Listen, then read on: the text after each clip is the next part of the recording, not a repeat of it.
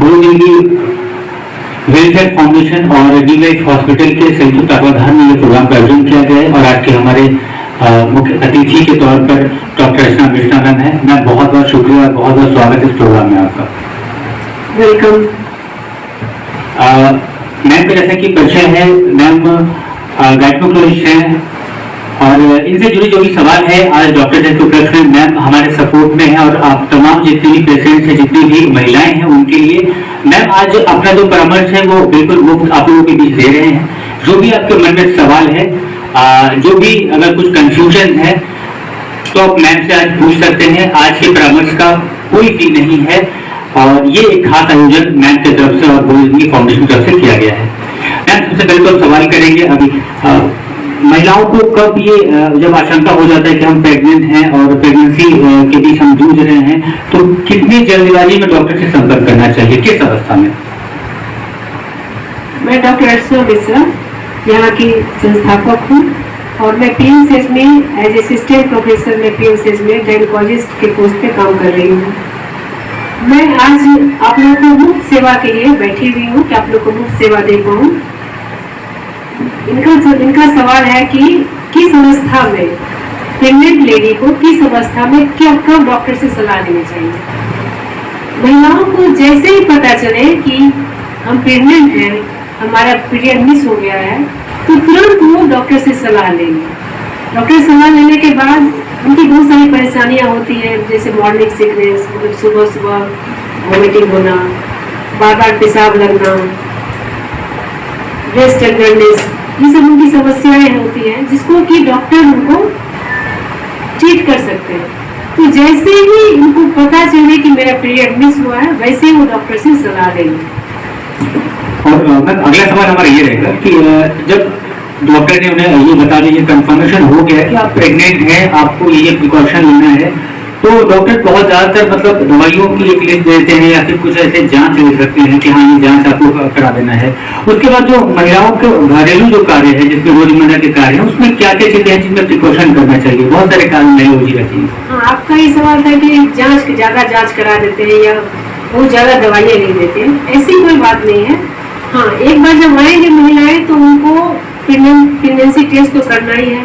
कुछ रूटीन जांच होती है जैसे haemoglobin, routine examination of urine, blood grouping, BDRL husband wife, HIV, HbS, AG, SCV, आजकल थायराइड प्रोफाइल भी बहुत ज़्यादा कॉमनली लोगों को दिखा गया है, TSH भी हम लोग करा देते हैं। Blood sugar, fasting and 1 hour after 75 gram glucose, ये मिनिमम टेस्ट महिलाओं को कराना एकदम जरूरी होती है। और हम लोग फर्स्ट ट्राइमेस्टर यानी फर्स्ट 3 मंथ महिलाओं को फॉलिक एसिड एडवाइस करते हैं।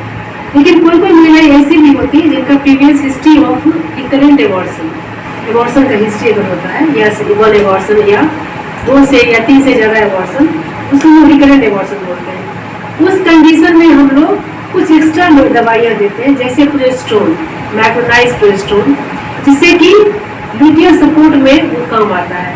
फिर हम लोग इक्विस्प्रिन भी देते हैं, किसी को अनएक्सप्लेन्ड एबॉर्शन हो जा रहा है या IUD हो जा रहा है तो हम लोग इक्विस्प्रिन देते हैं।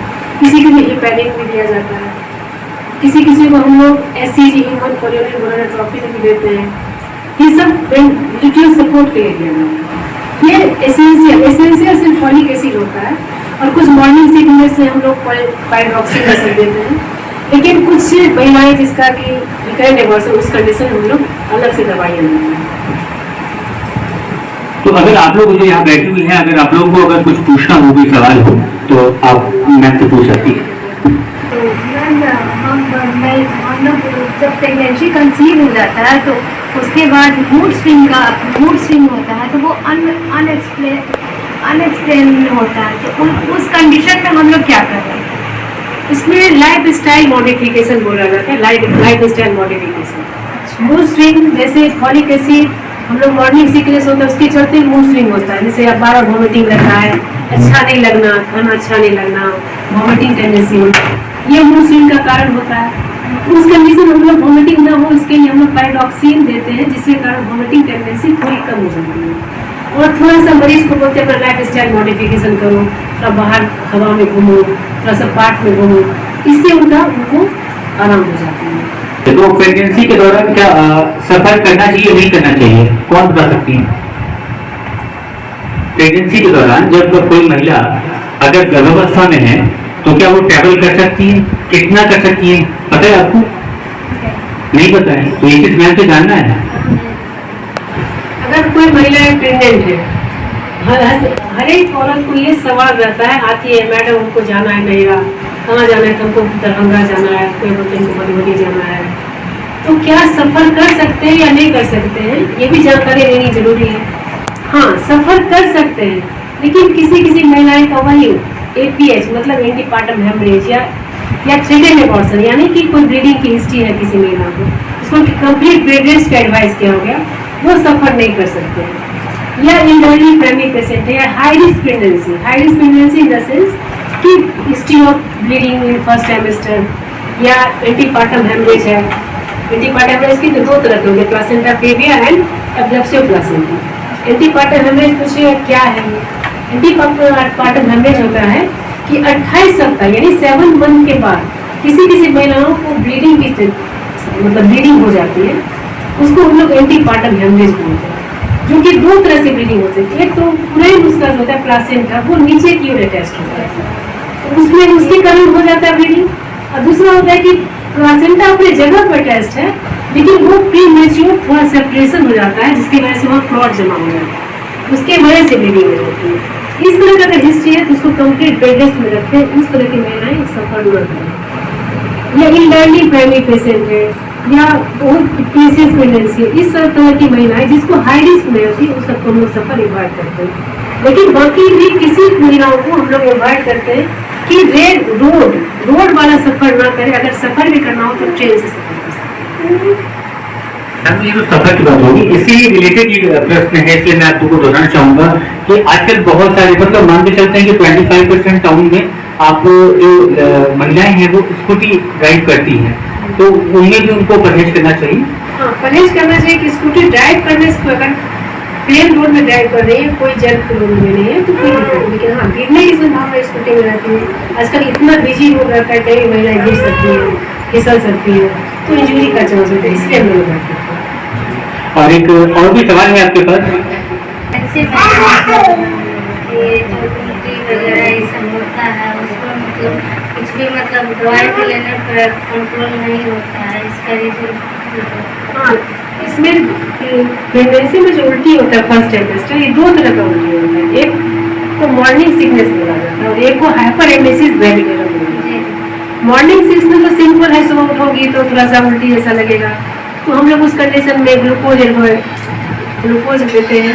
पेशेंट को ग्लूकोज दिया जाता है कि ग्लूकोन डी पीने से उसको थोड़ा सा कम हो जाता है, या फिर बिस्किट, अरारोट बिस्किट जैसे ब्रिटानिया मिल्क बिस्किट इस तरह से खाओगी तो थोड़ा तुमको मतलब थोड़ा उसको आराम लगेगा। लेकिन जब हाइपरेमेसिस ग्रेविडेरम उसको बोलते हैं, इसमें बहुत ज़्यादा उल्टी होती है, तो उसे मरीज को एडमिट करना पड़ता है, सेलाइनिंग करना पड़ता है। और ये जो पैर हाथ में सब हाँ ठीक है, वो सब दर्द है, उसके लिए हम लोग देते हैं विटामिन सब देते हैं, इससे उसका आराम हो जाता है। मरीज को थोड़ा सा बोलते हैं कि थोड़ा अपने हेल्थ पर ध्यान देते हैं। डरती का है नॉर्मल डिलीवरी सब चाहती है, सिजेरियन की नाम पर जान जाती है। सिजेरियन से डरने का है, ये बात हमको भी क्वेरी ही है कि सिजेरियन से इतना हवा पेशेंट क्यों बना के रखता है। जिस पेशेंट को बोल दिए कि तुमको सिजेरियन करना पड़ता है, उसको लगता है कि अब क्या हो गया, मेरे लाइफ का सब कुछ खत्म हो गया, जबकि ऐसी बात नहीं है। सिजेरियन नॉर्मल डिलीवरी बहुत ज़्यादा अंतर नहीं होता है। आज की डेट में 1 से 2 बेबियाँ होती हैं, तो सिजेरियन में कोई दिक्कत नहीं, लेकिन पेशेंट का एक अंदर का डर है, इसका अभी तक मेरे लिए सवाल ही रहा है। जैसे कि एक महिला ने प्रश्न किया आपसे कि सिजेरियन से लोग डरते हैं, तो प्रश्न यहाँ पे ये जोड़ूंगा कि पहले से और अब के मुताबिक में, जैसे अब तो ज्यादातर सिजेरियन हो रहा है, तो ये जो मृत्यु दर है वो क्या कुछ घटा है या कुछ बढ़ा है, क्या अंतर है? मृत्यु दर तो घटा है, लेकिन सिजेरियन रेट बढ़ गया है। सिजेरियन रेट बढ़ने का 3-4 कारण होता है। एक तो महिलाओं का शादी लेट होने लगा है, इसकी वजह से एल्डरली प्राइमरी ज़्यादातर कैसे एल्डरली प्राइमरी में आ जाती है। Elderly primary indication off season success, second है कि महिलाएं, पहले की महिलाएं कम काजू रहती थी, काम करते, आज की महिलाएं सेडेंटरी लाइफ है, इसकी वजह से महिला का ग्रोथ और बच्चे का की ग्रोथ काफी ज्यादा होता है। इसी चलते सीक्रेलो पैल्विक डिस्प्रोपोर्शन रहता है, इसके कारण भी हम लोग को सीएनओपी करना पड़ता है। इसकी वजह से देखते हैं प्रीवियस सीएस का चांस ज्यादा रहता है, प्रीवियस सीएस है उसको सीएन नहीं करना पड़ता है, इसी कारण सीएन का रेट थोड़ा बढ़ा है। तो मतलब कहीं ना कहीं लेकिन पहले सीएन नहीं किया जाता है, महिलाएं मर जाती थी, ऑब्स्ट्रक्शन लेबर हुआ, इंफेक्शन हुआ, महिलाएं रप्चर होकर मर गई, वो रेट घट गया कि अब रप्चर का रेट हमको तो यार हम खुद रप्चर करें। मेरे ही क्लिनिक में अभी तक एक भी रप्चर इस क्लिनिक में हुए रप्चर इंटरेस्ट पैसे नहीं आए, तो वो रप्चर इंटरेस्ट बहुत ज्यादा होता है। गाँव में पता नहीं डायग्नोज रप्चर इंटरेस्ट हुआ, अंडर ब्लीडिंग का पेशेंट मर गई, पता नहीं इसमें क्या हुआ, तो इसे ही हो गया, डाइन कर दिया, लेकिन रप्चर इंटरेस्ट की वजह से मर जाता था, जो कि रेट मृत्यु रेट घटा है, लेकिन उसकी वजह से सीएस बढ़ गया, सीएस सेक्शन बढ़ तो गया। मतलब ये बहुत जरूरी है कि जब भी आपको ये अनुभव हो कि आप गर्भावस्था में है, तो सबसे पहले जो है आप डॉक्टर से जाकर मिले, डॉक्टर से जाके मिले, उसका जो भी प्रॉब्लम है वो डॉक्टर सॉल्व करेंगे। उनका न्यूट्रिशन, आजकल के पेशेंट का न्यूट्रिशन काफी, न्यूट्रिशनली पेशेंट बहुत बुरी रहती है, बीमार रहती है। हम अभी हर एक 2 पेशेंट, एक पेशेंट को हम देखते हैं एनीमिक पेशेंट रहते हैं, 3 पेशेंट अगर हम देख रहे हैं तो 3 पेशेंट, 2 पेशेंट के बाद तीसरा पेशेंट को देखते हैं, उसका हीमोग्लोबिन 8 ग्राम होता है, वो आयरन की कमी होती है, पेशेंट ठीक से खाना नहीं खा पाती है, आयरन की गोली नहीं ले पाती है, तो उसकी वजह से आयरन की कमी हो जाती है, हीमोग्लोबिन की कमी हो जाती है, तो फिर उसके कारण डिलीवरी टाइम में प्रॉब्लम होती है पेशेंट को। तो पेशेंट अगर रेगुलर चेकअप, रेगुलर चेकअप में रहेंगी तो उसको प्रॉपर न्यूट्रिशन, जैसे 2 तरह के मैक्रो न्यूट्रिएंट होता है, माइक्रो न्यूट्रिएंट। मैक्रो न्यूट्रिएंट का मतलब होता है कि वो न्यूट्रिशन जिसको लार्ज अमाउंट ऑफ चाहिए, और माइक्रो न्यूट्रिएंट मतलब स्मॉल अमाउंट। माइक्रो न्यूट्रिएंट जैसे जिंक, विटामिन, मिनरल्स, ये सब माइक्रो न्यूट्रिएंट है। मैक्रो मतलब कार्बोहाइड्रेट, फैट, प्रोटीन, वाटर, ये सब मैक्रो न्यूट्रिएंट है। तो माइक्रो न्यूट्रिएंट की कमी पेशेंट को ज्यादातर आयरन की कमी बहुत ज्यादा होती है, उसकी वजह से उनका हीमोग्लोबिन घटता है, और वो भी एक रीजन है मृत्यु होने। एक और समझ रही हूँ मैम, क्योंकि औरतें जो होती है, जो महिलाएं, वो घर में बहुत सारी रोजमर्रा का उनका कार्य है, उनसे जुड़ी रहती है, तो वो ये केयर नहीं कर सकती है कि हाँ मैं अभी प्रेगनेंसी में हूँ, तो मुझे एक आदत सी हो जाती है। कहते हैं कि चाय कॉफी जैसे चीजों का लोगों को आदत है, वो बाकी चीजों में प्रिकॉशन लेती है मगर इन चीजों से बच नहीं सकती है, तो क्या प्रिकॉशन चाय और कॉफी के लिए जरूरी है प्रेगनेंसी के दौरान? चाय तो बहुत हार्मफुल नहीं होता है प्रेगनेंसी में। महिलाएं, कितने महिलाएं को चाय पसंद नहीं आना, पर उनको चाय से एलर्जी हो जाती है, उसी टाइम उनको चाय अच्छा लगने लगता है। लेकिन अगर जो चाय उनको अच्छा लग रहा है तो चाय बहुत हार्मफुल नहीं है, चाय पी सकते हैं। कि कॉफी कभी कभी बोलता है, कॉफी जो है यूट्रस कॉन्ट्रैक्शन में कभी कभी मतलब कभी कॉफी में कॉन्ट्रैक्शन होने के चांस हो सकते हैं, वो प्रूफ नहीं है, लेकिन कॉफी को अवॉइड करते हैं, लेकिन चाय किसी में पी सकते हैं तो कोई नहीं। एक सवाल मतलब लोगों के ही बीच से आया है हमारे पास कि जो महिला या तो मधुमेह, शुगर से या फिर हार्ट जैसे या फिर थायराइड से प्रभावित है, वो महिलाएं क्या वो थोड़ा डरती हैं कि मैं इस अवस्था में पहले से नॉर्मल हो जाऊं, नॉर्मल ये रूप खत्म हो जाए, तब मैं प्रेगनेंसी में आना चाहूंगी। हाँ, ये बात तो है। अगर कोई डायबिटीज पेशेंट है तो स्वाभाविक है उनको डायबिटीज पहले कंट्रोल कर ले, शुगर कंट्रोल हो जाए तो प्रेगनेंसी तो ज्यादा बेटर, क्योंकि शुरू के फर्स्ट ट्राइमेस्टर में ऑर्गेनोजेनेसिस होता है, जैसे बच्चे का सारा ऑर्गन डेवलप होता है, तो डायबिटिक महिलाएं को उसी समय बच्चे में डिफेक्ट होने का चांस होता है, इसलिए शुगर कंट्रोल के बाद ही वो कंसीव करें तो ज्यादा बेटर है। मैं चाहूँगा दर्शक में काफी लोग कुछ और बढ़ोतरी हुई है, कोई मैम से कोई सवाल कर सकता है, कोई भी सवाल हो, प्रेगनेंसी गर्भावस्था से जुड़ी सवाल हो, अगर कोई भी महिला रोग विशेषज्ञ हैं तो महिलाओं के कोई ऐसे रोग हैं जो आपको मैम से पूछ सकती है, मैम उनका जवाब देने के लिए बैठे हैं। किसी बार कोई सवाल है पूछे। जब से प्रेगनेंट हुई थी तभी से मैं मैम के इलाज में रही हूँ, 9 महीने तक। उसके बाद मेरा बेबी भी यहीं के बाद बहुत अच्छे से सब कुछ हो गया है और अभी तक कोई प्रॉब्लम नहीं है। सिजेरियन ऑपरेशन के बाद बेबी का मीट बनना बहुत कम हो जाता है। नहीं, ऐसी कोई बात नहीं, तो इसके लिए कुछ उपाय उपाय बताया जाएगा, लेकिन सीरियल के बाद मिल्क बंद होना ये कोई रीजन नहीं, बहुत कम हो जाता है, बंद नहीं होता है ना। नहीं बंद कम नहीं होना वो रीजन नहीं है, वो कोई रीजन नहीं। मैम तो बहुत अच्छी है। अब 2021 से ही इलाज में थे, मेरा 6 साल हो गया शादी का, और ये फर्स्ट प्रेगनेंसी था है अभी। और मतलब उस टाइम ऐसा हो गया था कि दिमाग थोड़ा सा हो गया था कि चेंज करते हैं कुछ भी, लेकिन फिर नहीं, एकदम स्थायी थे कि मैम कर रही है, तो मैम अच्छी है, मतलब इलाज इनका बहुत अच्छा है। Thank you. डॉक्टर तो आप अच्छी हैं, मैं भी जानता था और हम लोग जानते हैं। आपके पेशेंट ने भी कहा कि इलाज के दौरान काफी अच्छे से आप उनका ख्याल रखती है, ध्यान रखती है और उनको प्रिस्क्राइब करती हैं। मैम ये तो दवाओं की बात हो गई कि ठीक है दवा लेना है, जांच होती है और प्रिकॉशन भी रखना है, लेकिन गर्भावस्था में अगर बहुत लोग आजकल कहते हैं कि हाँ कसरत करनी भी चाहिए, बहुत लोग कहते हैं कसरत से बचनी भी चाहिए, तो क्या है? कसरत करनी चाहिए। कसरत का तो बताएं कि अगर जो हाई रिस्क पेशेंट है जिसको कि हम लोग कंप्लीट बेड रेस्ट में रखते हैं, उसको कसरत अवॉइड करते हैं, क्योंकि जो नॉर्मल पेशेंट को नॉर्मल डिलीवरी चाहिए उनको वही माइल्ड कसरत जैसे इवनिंग वॉक, मॉर्निंग वॉक, छोटा मोटा डीप ब्रीथिंग एक्सरसाइज, इस तरह की एक्सरसाइज लोग करते हैं। बहुत इम्पोर्टेंट हो जाता है उनके लिए एक मतलब जो रोजमर्रा का जो उनका काम होता है, तो उसमें कुछ उनका जो टाइमिंग है उसमें कुछ बदलाव कर सकते हैं कि हाँ अगर हम 8 घंटे या 4 घंटे काम करते हैं तो उसमें कुछ घटाकर हम 2 घंटे ही काम करें। ये बात है कि महिलाओं जो गर्भवती महिलाओं उसको कम से कम रात में 8 घंटा और दिन में 2 घंटे इतना कम से कम नींद जरूरी है।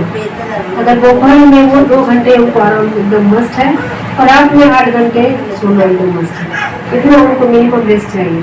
पर महिलाएं इससे जब कम रेस्ट ले रही हैं तो उनको प्रॉब्लम है, उनको इतना रेस्ट चाहिए। मैम को बहुत बहुत शुक्रिया कि तमाम सवालों को मैंने बखूबी बहुत अच्छा सलाह दिया है आप लोगों का। मैम डॉक्टर डे स्पेशल ये प्रोग्राम रखा गया है, मैं चाहता हूँ कि डॉक्टर डे के स्पेशल में आप डॉक्टर्स और पेशेंट के बीच का जो एक संबंध है उसके कुछ 2 शब्द आप अगर लोगों को बताएं। लोगों के बीच में डर होता है कि डॉक्टर मतलब ज्यादा दवाएं लिख देंगे या फिर इतनी जांच जो है वो फिजूल भी करवा रहे हैं, ऐसे बहुत भ्रांतियां मन में रहती है, उसके बारे में चाहूंगा थोड़ा लोगों के बीच में बात करें। इसका एक्सपीरियंस तो हम बहुत नहीं दे सकते, लेकिन मेरे और मेरे पेशेंट के बीच में बहुत ज्यादा अच्छा बॉन्डिंग रहता है। पेशेंट हमारे हमको आके जो भी पेशेंट हमसे इंतजार कराती है वो यही हमको बोलती है, मैडम बहुत डरे हुए थे लेकिन आपको देखे तो मेरा मन खुश हो गया, हमको एकदम मेरा तो सारा बीमारी चला गया। तो ये चीज के बारे में हम ये बीच हम नहीं बोलते, आप खुद पेशेंट में जाके आप पूछ सकते हैं कि मेरे और मेरे पेशेंट के बीच में बॉन्डिंग इतना अच्छा है कि कोई मरीज ये नहीं बोल सकते हैं पेशेंट कि मैडम आपको देख हम डर जाते हैं, फिर हमको आप आने से पहले डरते हैं। वो यही कहती है कि नहीं आपके हम तो डरे हुए थे लेकिन आपके पास मिले तो मेरा सारा डर खत्म हो गया। तो मेरा एक्सपीरियंस यही होता है। ये होनी चाहिए बच्चों के डॉक्टर हुए और महिलाओं के डॉक्टर हुए, उन्हें बड़ा ही मतलब एक सरलता जो है वो भावुकता से पेशेंट को जब तक पेशेंट आपके पास आपसे संतुष्ट नहीं हो, पूरी फ्री नहीं होगी, तब तक वो अपना बीमारी ठीक से आपको बयान नहीं कर सकती है। इसलिए पेशेंट को सबसे पहले आपसे डर खत्म होना चाहिए, उसको लगे कि नहीं हम आ गए हैं अब हम एकदम ठीक हो जाएंगे, एक बेटर रिलेशन क्रिएट हो जाए। डॉक्टर को देख के ही मरीज को महसूस हो जाए अब हम ठीक हो जाएंगे। हम कुछ भी इनको खोल के बोल सकते हैं तो वो बोल सकती है, अगर जिसको नहीं पता इनको बोलेंगे कहीं गुस्सा जाएगी तो फिर वो पेशेंट का इलाज वो पेशेंट भी ठीक नहीं होता है।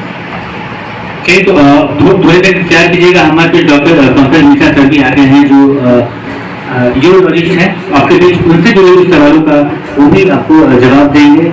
आपके जो कुछ कंफ्यूजन है सर आएंगे और वो भी आपके कंफ्यूजन को थोड़ा दूर करेंगे। तो सबसे पहले क्योंकि ये प्रोग्राम जो है वो दोनों जिनकी वेलफेयर फाउंडेशन और डी लाइफ हॉस्पिटल के संयुक्त तत्वाधान में हो रहा है, तो अभी हमारे बीच जो है डॉक्टर पंकज मिश्रा सर हैं, यूरोलॉजिस्ट हैं। तो सबसे पहले सर का स्वागत करें, क्योंकि बहुत तालियों से स्वागत करें, क्योंकि डॉक्टर डे पर हम लोग ये प्रोग्राम जो है आज मना रहे हैं यहाँ पर। तो सर सबसे पहले आपको बहुत बहुत स्वागत है आज के प्रोग्राम में, बहुत बहुत शुक्रिया सर आपका अपना वक्त देने के लिए हमारे प्रोग्राम में। सर यूरोलॉजिस्ट हैं आप, तो मैं एक आजकल जो बीमारियां बढ़ रही हैं, बहुत लोग कहते हैं कि खान पान से बढ़ रही है, बहुत लोग कहते हैं कि सही एक जो दिनचर्या होता है हमारे सोने जागने का, इससे भी ये भी वजह है। बहुत लोग कहते हैं कि जो हमारे खाने पीने में जो सब्जियां या फिर जो भी अनाज का यूज हो रहा है वो बहुत मतलब गलत तरीके से उगाए जा रहे हैं। क्या निष्कर्ष सर आपके हिसाब से लगता है? देखिए, कोई भी चीज होगा फिर भी लाइफ एक्सपेक्टेंसी लोगों की बढ़ी है। पहले जो 58 ईयर तो 60 ईयर था, आज 70 ईयर्स हो गया। तो ये इंस्पाइट ऑफ हवा खराब है, सब चीज खराब है, लेकिन फिर भी मेडिकल साइंस इंप्रूव किया है, लोगों का लाइफ एक्सपेक्टेंसी बढ़ा है, हेल्थ बढ़ा है। ठीक है, बीमारियां जल्दी पता लग जाती है। हो सकता है पहले हार्ट अटैक होता तो पता ही नहीं चलता, पहले कैंसर होता था पता ही नहीं चलता, आज के दिन में पता चल जाता है। और लाइफ एक्सपेक्टेंसी या बच्चों का mortality rate, maternal mortality rate, सब चीज इंक्रीज हुआ, बेहतर हुआ है। इसलिए इंस्पाइट ऑफ हवा खराब है, खाना खराब है, बट फिर भी हेल्थ बेहतर हो रहा है। लेकिन फिर भी कुछ ना कुछ प्रिकॉशन तो एक होना चाहिए ना हमारे अपने दिनचर्या में, तो कुछ बदलाव लाना चाहिए। आप अपनी सोच को अच्छी कर लीजिए, बाकी सब बदल जाएगा। सोच का ही खराब है कि नीट, आप जैसे बच्चे आ रहे हैं, जितनी सेटिंग आप सुन रहे हैं, आप उनसे एक्सपेक्ट ईमानदारी कर कीजिएगा। अपनी सोच बदल दे समाज, अच्छे लोग खुद आएंगे। अगर धांधली इसी तरह से होगी डॉक्टरी में, तो कल के दिन में आपके पास अंगुली मार जैसे होगी। तो सोच बदलिए, बाकी सब चीज ठीक है। अच्छा सोचिए, अच्छा होगा। अच्छा सर, बहुत लोगों का है जैसे हर ज्यादातर डॉक्टरों को ये सलाह देते हैं कि पानी पीना जो है वो खराब चीज नहीं, अच्छा चीज है। बहुत लोग पानी इसलिए अवॉइड कर देते हैं कि पानी ज्यादा पीते हैं तो उनको मतलब यूरिनल प्रॉब्लम है, बार बार जो है वो पेशाब लगता है। तो पानी पीने के बाद जो है अगर पेशाब लगता है तो क्या ये मतलब बुरी चीज है या फिर? पानी इतना पिए कि 24 घंटा में आपको 1 से 1.5 लीटर पेशाब हो। अगर कम होगा तो प्रॉब्लम, ज्यादा होगा तो प्रॉब्लम। इसलिए बुद्ध के नियम को मध्यम मार्ग अपनाएं। पानी इतना पिए कि पेशाब 1 से 1.5 लीटर। गर्मी में इसके चलते हो सकता है आपको 4 लीटर पानी पीने को, ज्यादा में हो सकता है 2 लीटर 2.5 लीटर। अच्छा, पेशाब जो होता है मतलब कहते हैं कि पेशाब से हम बहुत सारी चीजों को मतलब ऑब्जर्व कर लेते हैं, मतलब एक इंडिकेशन मिल जाता है हमें पेशाब की। मतलब अगर बहुत बार पेशाब अगर कलर में कुछ ऐसा हो रहा है, पेशाब में जलन होता है, तो कहते हैं बहुत सारी बीमारियों का इंडिकेशन है। जैसे जॉन्डिस है, अगर पीला पेशाब हुआ तो जॉन्डिस समझ लेते हैं। खून आया पेशाब में, इसका मतलब यूरिनरी ट्रैक्ट इन्फेक्शन है। टीबी की दवाएं आजकल जो उपयोग होती हैं, उससे पेशाब का रंग चेंज करता है, आपको पता चलता है कि मरीज सही में टीबी का दवा ले रहा है कि नहीं। इसलिए आप मल मूत्र के रंग गंध को देखकर बहुत सारी बीमारियों का पता लगा सकते हैं। पहले यही था, आज के दिन में जांच सुविधा बहुत बढ़ गई है तो आप जांच करा सकते हैं, बट इन सब छोटी छोटी चीजों से आपको पता चल सकता है।